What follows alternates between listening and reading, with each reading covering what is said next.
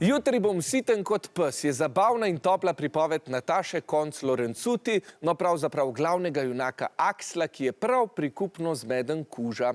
Ste kdaj brali knjigo z glavnim živalskim junakom? Luiza in Jasna sta bili navdušeni.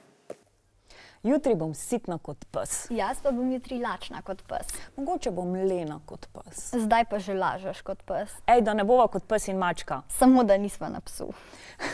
Veste, kam pes taco moli, k tejle domiselni in zabavni knjigi Nataše Konc-Lorencuti, ki nam med drugim da vedeti tudi, da ubogega nič krivega psa vlečemo v vsako situacijo in ga okrivimo za praktično vse.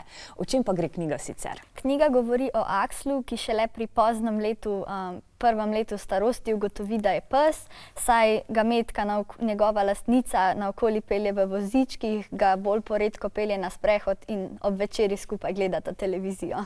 Ampak temu se Aksel upre, kar za sabo potegne celo paleto dogodkov. Kaj se zgodi? Ja, Aksel na koncu pristane v zavetišču, tam pa ugotovi, da ima sestrico, s katero sta na žalost lahko skupaj samo en dan, ker gre potem k svoji človeški družini. Ja, pisateljica Nataša Konc-Lorencuti nam na eni strani zelo nazorno in zabavno, na drugi strani pa tako sočustvujoče in razumevajoče približa življenje psa. In zdaj nam odgovarja, če je za to kriv morda kakšen dotičen pes ali pa zgolj njeno navdušenje nad njimi. Jaz nisem bila nikoli tipična pasjeljubka, zato ker sem vzgojila 5 otrok in sem imela vedno z otroki toliko dela, da si nisem mogla niti zamisliti, da bi skrbela še za psa. Potem so pa otroci odrasli in sem jih presenetila s psom, kar je bila seveda velika atrakcija nekaj časa, ampak zelo kratek čas. Potem sem pa začela jaz skrbeti za njega, ker oni nimajo časa, jaz ga imam pa seveda na pretek. In zdaj imam grozno skrb, ampak tudi ljubezen, ki pa ni taka, kot sem si jaz predstavljala, do kakršne sem bila vedno nekoliko zadržana, zato ker je zame to pes, ni človek, ampak ravnam z njim spoštljivo in skrbno. Hvala lepa, Nataša.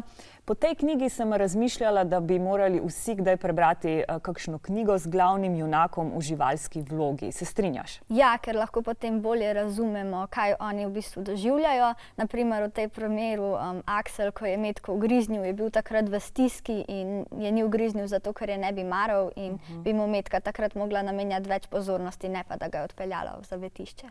Hvala lepa, Luiza. Zdaj pa morava končati s klepetanjem, sicer bo kdo v studiu ali v režiji siten kot pes.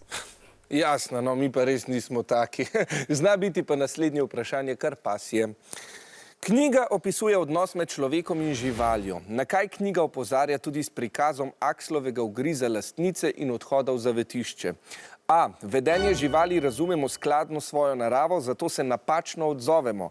B. Vedenje živali razumemo skladno z njihovo naravo, zato se napačno odzovemo. C. Vedenje živali razumemo skladno s svojo naravo, zato se pravilno odzovemo. Ali D. Vedenje živali razumemo skladno z njihovo naravo, zato se pravilno odzovemo. Ja, bodite pozorni na tele odgovore, so si kar podobni, ampak ne povsem enaki.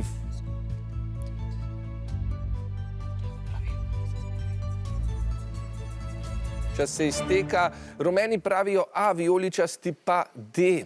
Lastnica Metka si Akslov ugriz napačno razlaga kot izraz sovraštva in psa pošlje v zavetišče. Pravilen je res odgovor A, ki prinese 5 točk Korošcem. Bravo.